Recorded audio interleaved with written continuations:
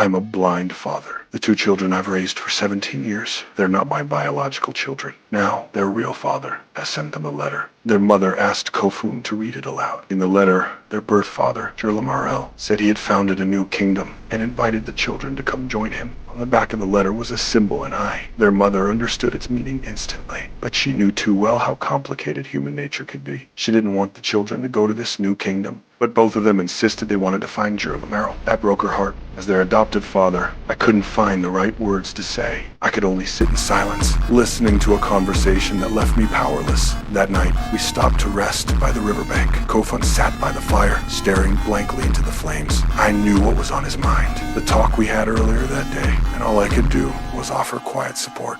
The next morning, I suddenly realized all our weapons were gone. My wife reached for her pocket. Her small pouch was missing too.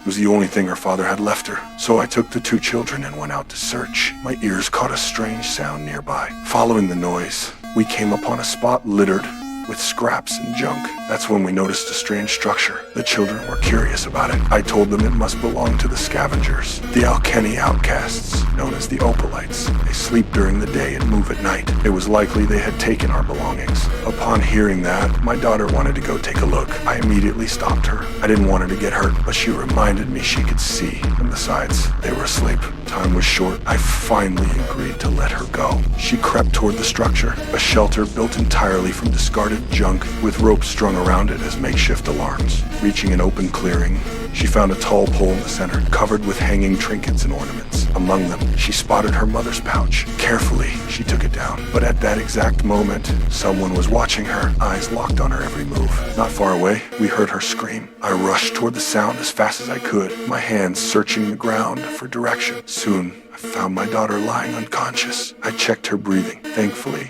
she was still alive.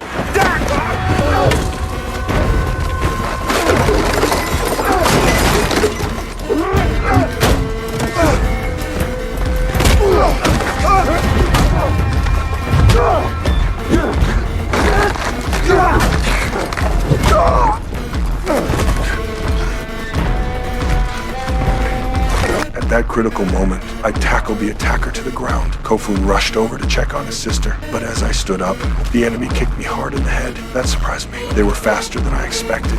I quickly grabbed their leg, twisted around, and locked them tightly in my grip. But just as I was about to finish it, my daughter suddenly woke up and stopped me.